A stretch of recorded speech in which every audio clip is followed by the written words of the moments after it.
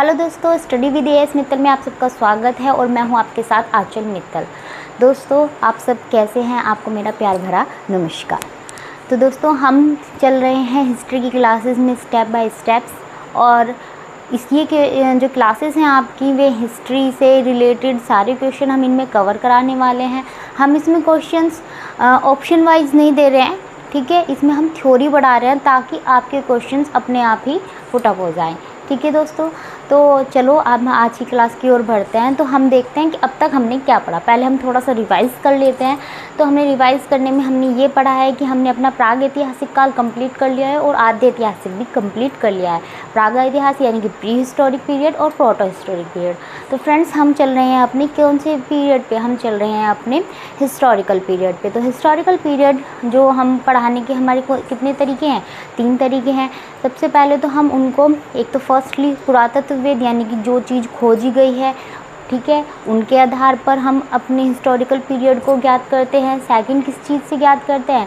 Second करते हैं जो बाहर से देश विदेशी आए हैं और उन्होंने हमारे भारत के बारे में जो वृत्तांत लिखा है उससे, ठीक है। और तीसरा हम किस चीज़ से प्राप्त करते हैं? तीसरा प्राप्त करते हैं हम जो हमारे यहीं के लोग हैं, ठीक है, उन्होंने जो ग्रंथ हैं, धार्मिक ग्रंथ हैं, ठीक है, उन सब से, और जो यहीं के लोगों ने अपने राजाओं के बारे में पुस्तकें लिखी हैं उन सब से, ठीक है दोस्तों। तो अभी तक हम पुरातत्वविद के जो सिक्के हैं और अभिलेख हैं वो सब हम कवर कर चुके हैं इससे पहली वीडियो में।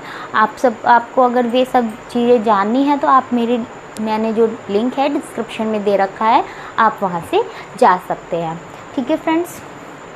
और जो हमने सिक्के अभिलेख पढ़ लिए हैं, दूसरा क्या था? दूसरा था यात्रियों का वृत्तांत, यानी कि जो विदेशी यात्री हमारे यहाँ आए है ना, उनकी मैंने आपको सारी पुस्तकें आपको जो है याद करा दी थी, ठीक है। आप उन्हें 1 बार 2 बार रिवाइज़ कर लोगे तो आपको बहुत अच्छे से वे याद हो जाएंगी। और तीसरी चीज़ पे हम आ गए थे, किस पे? धार्मिक ग्रंथों पे, ठीक है। किस पे आ गए थे हम? साहित्य के धार्मिक ग्रंथ,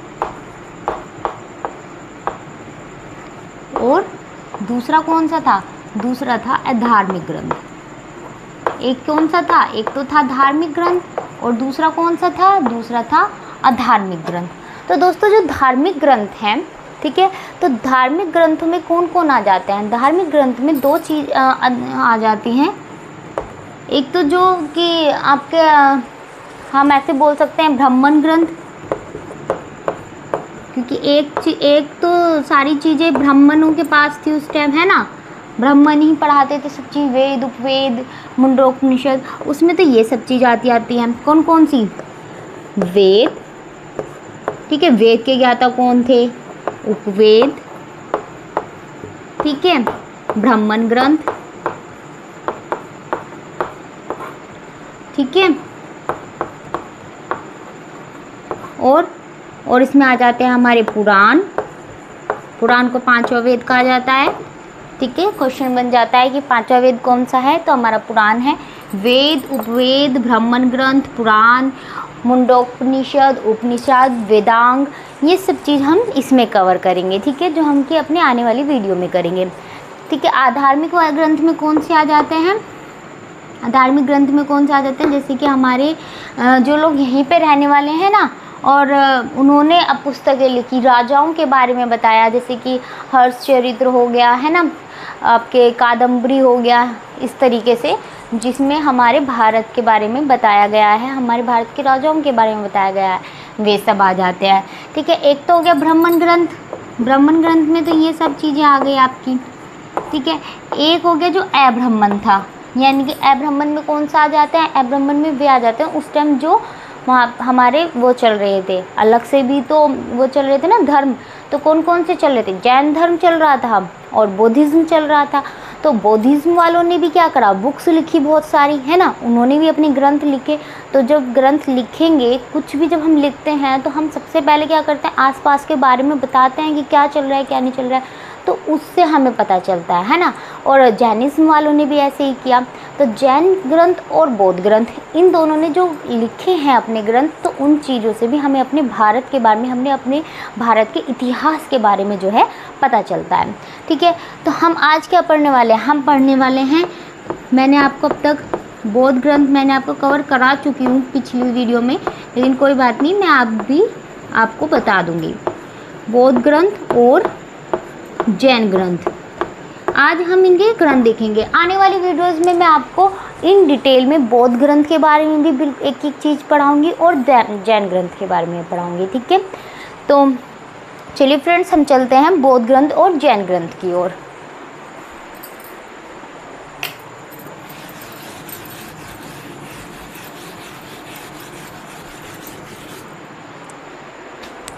तो देखिए, सबसे पहले हम लेते हैं कौन सा, जैन ग्रंथ।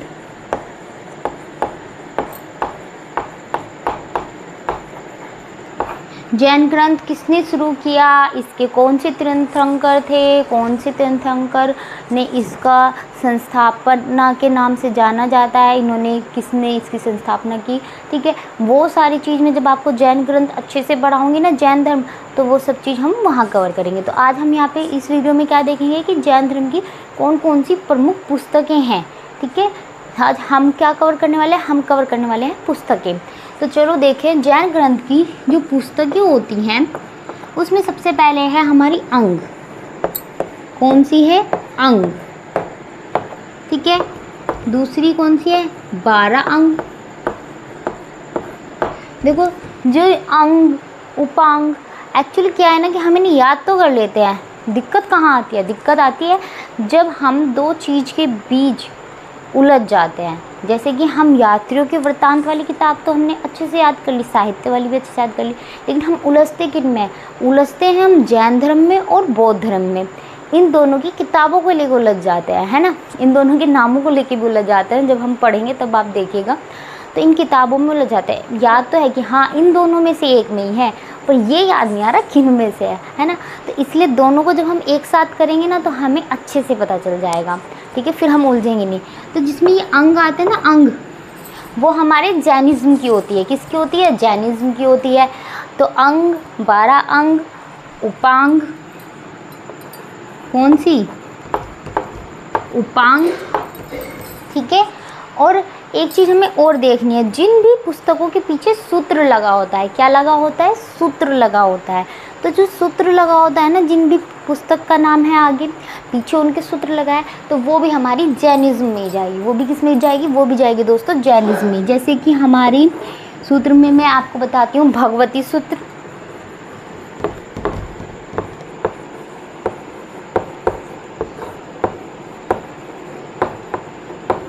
कौन सी, भगवती सूत्र, ठीक है। और भी पुस्तकें हैं जिनमें सूत्र लगा हुआ होता है आगे, ठीक है। तो जितनी भी पुस्तकों के आगे क्या लगा होता है, पीछे मतलब सूत्र लगा होता है, सूत्र लगा होता है, वे पुस्तकें भी किस में चली जाती हैं, जैनिज़्म में चली जाती हैं। अच्छा, इसकी एक है 14 पूर्वा, ठीक है। अंग, उपांग, 12 अंग, 14 पूर्वा, भगवती सूत्र, काम सूत्र नहीं है, ठीक है, भगवती सूत्र, कल्प सूत्र। तो जितने भी सूत्र हैं ना, जिनके पीछे सूत्र लगा होता है, वे सब हमारी कौन सी पुस्तकों में चली जाती हैं, जैन ग्रंथ की पुस्तकों में चली जाती है, ठीक है। चलो अब हम पढ़ते हैं बौद्ध के आगे कि बौद्ध में क्या क्या दे रखा है ना।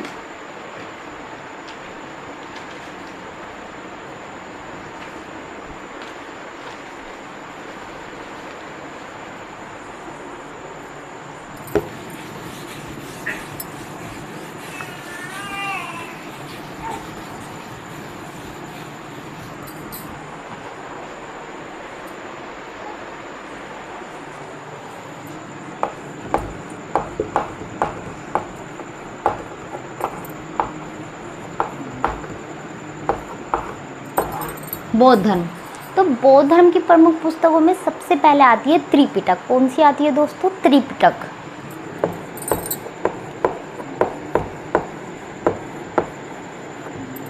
देखिए, त्रिपिटक जो है ना, उसमें बौद्ध धर्म की बहुत सारी चीज़ें आ जाती है, यानी कि सारा ही सार समझ लो कि बौद्ध धर्म का त्रिपिटक के अंदर आ जाता है। तो सबसे पहले इसकी जो पुस्तक है वो है विनय पिटक। कौन सी है, विनय पिटक। विनय पिटक में क्या है, विनय पिटक में जैसे कि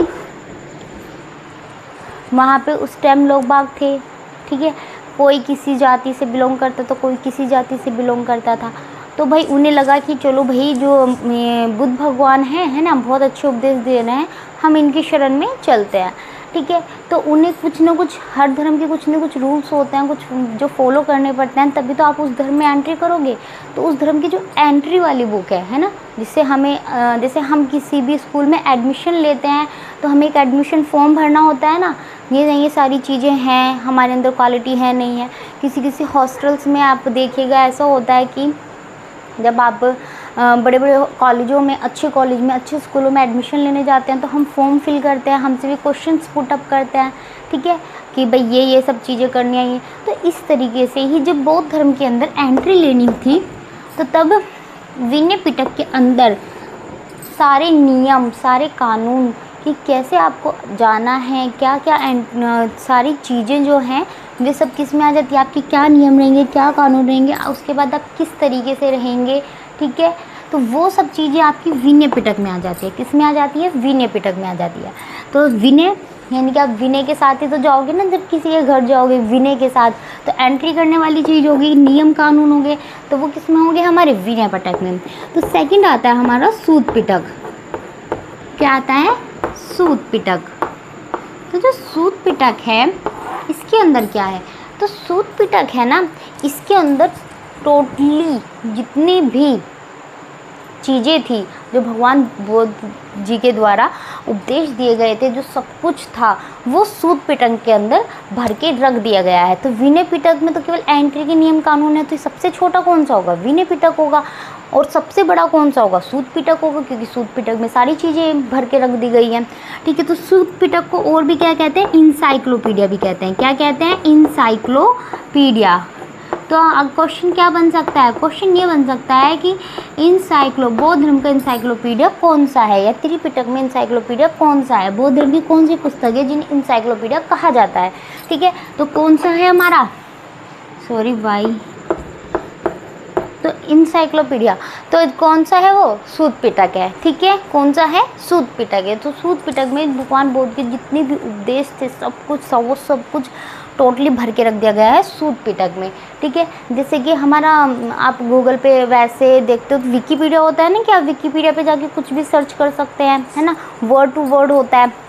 तो उस तरीके से ही सूत पिटक में होता है कि ना, उसमें एक डिक्शनरी टाइप है, समझो, जो बौद्ध भगवान के द्वारा लिखी गई है। तो आप उसमें कुछ भी डालोगे ना, कि कर्म, आपने डालो उसमें कर्म, तो कर्म के पेज पे कर्म से रिलेटेड सारी बातें उसमें आ जाती हैं। तो इस तरीके से सूत पिटक है, ठीक है। तीसरा और लास्ट, तीन पिटक में तीसरा और लास्ट कौन सा है आपका? विनय पिटक, सूत पिटक और अभिधम पिटक। कौन सा है? अभिधम पिटक। तो अभिधम पिटक में क्या आएगा? एंट्री की बात तो सारी इसमें आ गई, सूत पिटक में सारे उपदेश हो गए। तो अभिधम पिटक में क्या रह गया? तो अभिधम पिटक में है दर्शन, जो उन्होंने दार्शनिक बातें करी है ना, वो सब दर्शन किस में है? अभिधम पिटक में। तो विनय पिटक, सूत पिटक और अभिधम पिटक। अच्छा, बौद्ध धर्म की 3 पुस्तकें और भी हैं प्रमुख, वे कौन कौन सी हैं मैं आपको बताती हूँ। कि जो बौद्ध धर्म की प्रमुख पुस्तकें हैं उसमें आती है ललित विस्तार। ललित विस्तार में क्या आएगा हमारा? ललित विस्तार में हमारा आता है महात्मा बुद्ध की पूरी जीवनी आती है। क्या आती है? महात्मा बुद्ध की पूरी जीवनी आती है। पूरी जीवनी से क्या मतलब है?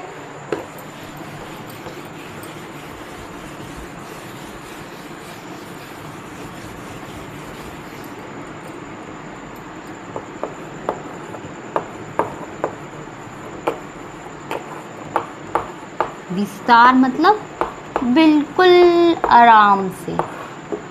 ललित विस्तार में क्या है? जीवनी है।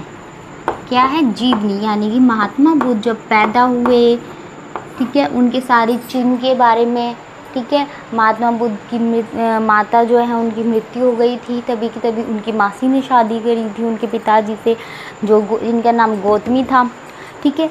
तो उन सब के बारे में, महात्मा बुद्ध कैसे उनकी शादी हुई, क्यों हुई, बचपन से लेके फिर वे कैसे वैरागी की तरफ उन्होंने ठीक है, कैसे ज्ञान प्राप्त किया, क्या क्या घटनाएं उनके जीवन में जो घटित होती रही ना शुरू से लेके आखिरी तक की, तो वो संपूर्ण जीवनी का विस्तार किसमें है, ललित विस्तार में है। किसमें है, ललित विस्तार में। किसमें है, ललित विस्तार में। ललित विस्तार में क्या है, ललित विस्तार में महात्मा बुद्ध की संपूर्ण जीवनी आ जाती है। ठीक है, एक इम्पोर्टेंट, दूसरी इम्पोर्टेंट कौन सी है, दूसरी इम्पोर्टेंट हमारी आती है, एक तो ललित विस्तार हो गई, एक हो गई हमारी जातक। कौन सी हो गई, जातक। जातक में क्या है, जातक में उनसे रिलेटेड 200 कथाएं हैं। ठीक है, जो भगवान बुद्ध है ना उनकी मतलब पिछले जन्म की कथाएं भी बता रखी हैं। किसमें बता रखी हैं, जातक में बता रखी हैं। कितनी कथाएं हैं, 200 कथाएं हैं। कितनी कथाएं हैं, 200 कथाएं हैं। ठीक है, और तीसरी पुस्तक है जो बहुत इम्पोर्टेंट है इतिहास की दृष्टि से। क्यों, क्योंकि उसमें ना 16 महाजनपद जो हम बातें करते हैं, जब हम आगे बातें करेंगे 16 महाजनपद की, उनके बारे में बताया गया है। ठीक है, तो 16 क्वेश्चन क्या बन सकता है कि 16 महाजनपद के बारे में किस किताब में बताया गया है या किस धर्म की किताब में बताया गया है। तो कौन सी किताब का नाम क्या है हमारा, अंगुत्तर निकाय। क्या है किताब का नाम, अंगुत्तर निकाय। अंगुत्तर निकाय। तो जो किताब है अंगुत्तर निकाय, इसमें क्या बताया गया है, 16 महाजनपद के बारे में बताया गया है। कितने महाजनपद के बारे में बताया गया है, 16 महाजनपद के बारे में बताया गया है। किसमें बताया गया है, अंगुत्तर निकाय में बताया गया है। ठीक है, तो बौद्ध धर्म से रिलेटेड 3 किताब कौन कौन सी हो गई, एक तो त्रिपिटक हो गई। ठीक है, और 3 कौन सी होगी, ललित विस्तार, जातक और अंगुत्तर निकाय। ठीक है दोस्तों,